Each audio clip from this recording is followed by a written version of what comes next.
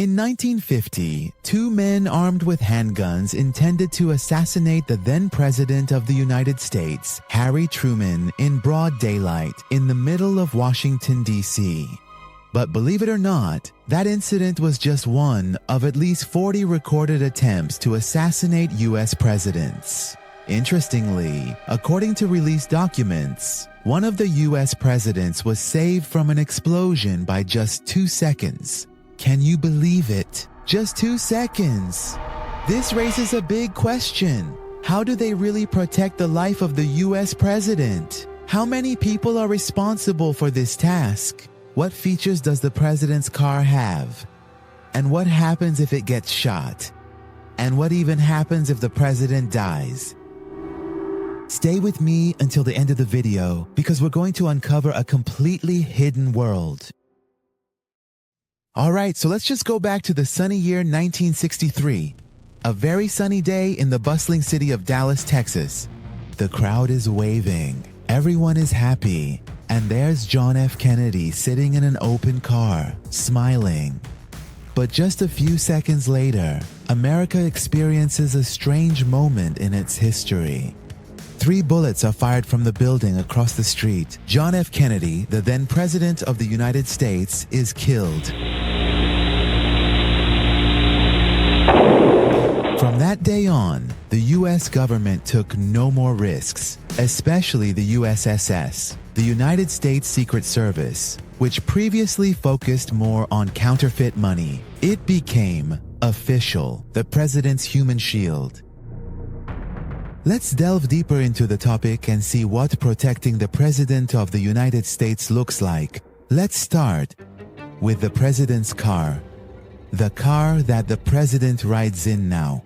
Among the staff, it's known as the Beast. Now, why the Beast? Because of its special features, which I want to tell you about. This car is manufactured by Cadillac. It weighs about 9 tons. Its doors are approximately 20 centimeters thick, like the door of a passenger jet. Its fuel tank is explosion-proof. The car's body is bulletproof, explosion-proof, and resistant to toxic gas. Inside the car, there is a complete medical kit. It even has blood bags matching the president's blood type. There are rumors that it has a tear gas shooting system underneath, and it certainly never gets a flat tire. Now,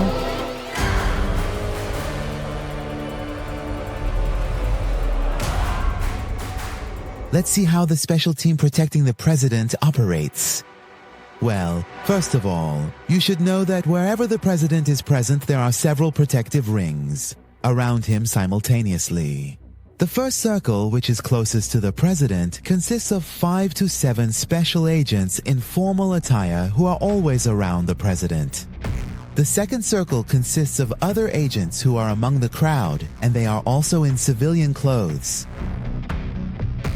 The third circle consists of snipers stationed on the rooftops of buildings, and the fourth circle includes special bomb disposal teams, medical teams, and even air forces that are on standby. When walking, 2 members of the protection team are always in front of and behind the president. If a threat is sensed, they immediately position their bodies like a shield in front of him and quickly transfer the president to the car. The next point relates to the security of the airport, hotel, restaurant, and essentially any place the President of the United States intends to enter. Before the President enters a city, the security team goes there several days in advance and tests the route multiple times. They check every building, window, and rooftop. Bathrooms, elevators, and even the ceiling of the bedroom are inspected. An entire hotel is reserved for the team. And if the President of the United States is supposed to use the restroom, that area is also disinfected and checked in advance. In 2011, an armed individual named Oscar Ramiro Ortega Hernandez fired shots at the White House from several hundred meters away. However, because the windows of the White House are bulletproof, no damage was done. But a few days later, the FBI was able to track him down. Even in 1994, a man crashed his car into the White House entrance. Just a few years ago, someone managed to jump over the fence into the grounds. But 6 seconds later, he was brought down. The last unsuccessful assassination attempt on the President of the United States occurred in September 2024, when Ryan Wessel-Roth attempted to assassinate Donald Trump at his private golf course in West Palm Beach, Florida. But a question that might come to your mind could be, what if there is a nuclear or chemical attack? Where does the President of the United States go? Next, I'll tell you where the President's secret shelter is. If the situation becomes critical, like a nuclear attack, the President is moved to a top-secret location, the Raven Rock Mountain Complex, or RRMC, which is also referred to as the Second Pentagon. This shelter is built within the mountains of Pennsylvania with thick walls, control rooms, full equipment for surviving several months, and direct communication with the military and the outside world. But let me tell you about a few other strange protective measures for the President of the United States. The first one is anti-drone drones. One of these strange protective measures is anti-drone drones, which during critical times use advanced technologies that can identify, track, and neutralize intrusive drones. Mobile signals in that area are also limited, or even cut off to prevent remote detonation. But one of the most professional tasks that the Secret Service performs is using fake routes and even decoys to mislead the enemy. Now let's move on to Donald Trump and the news published by the Times newspaper. According to the report published on February 26, 2025, Donald Trump, the President of the United States, was extremely concerned about the threat of assassination by Iranian agents during his election campaign. For this reason, he used fake or decoy planes in order to travel between various events, so it wouldn't be clear exactly which plane he was on, ensuring his security. But everything regarding Trump started from the moment the commander of Iran's Quds Force was killed by an American drone in January 2020. From that very moment, Trump entered one of the most dangerous political periods of his life, as Iranian officials openly stated that they would take revenge for this assassination. U.S. intelligence agencies from the CIA to the Secret Service were becoming increasingly worried day by day. Reports were also reaching the White House, suggesting that Iran might want to directly target Trump for revenge. For this reason, Trump used several similar-looking planes with his brand for his travels. For example, on a particular day, 3 planes would take off from 3 different airports. One towards Arizona, one towards Florida, and one towards Pennsylvania. But only one of them was carrying the real Trump. No one, not even some of his own entourage, knew exactly which one Trump was on. It's interesting to know that since Trump didn't trust anyone, he personally decided which plane to take and sometimes didn't announce or change the destination until the last moment. It is said that once he even boarded a simple plane at the airport, wearing sports clothes and sunglasses so that no one would suspect.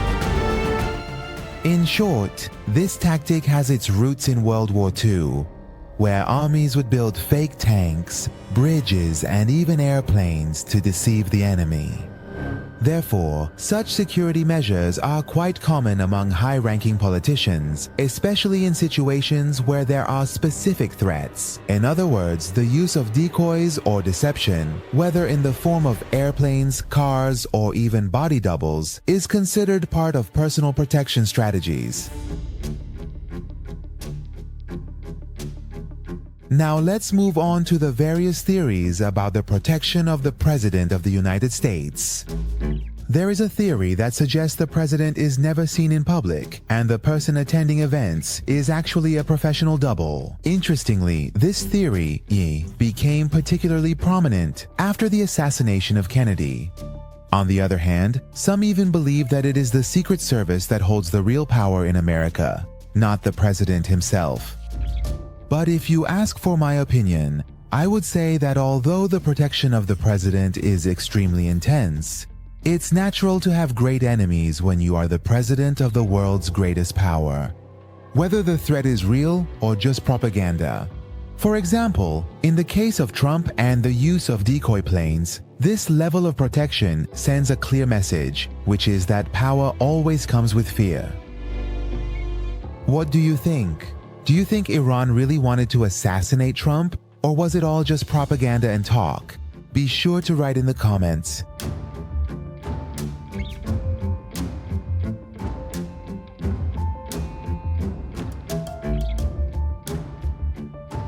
Finally, let me say that protecting the President of the United States is not just about having a bulletproof car. Here, everything progresses with a combination of technology, trained personnel, confidential information, and even crowd psychology. What is the important lesson of this video? It is that any large system only lasts as long as it is multi-layered and predictable.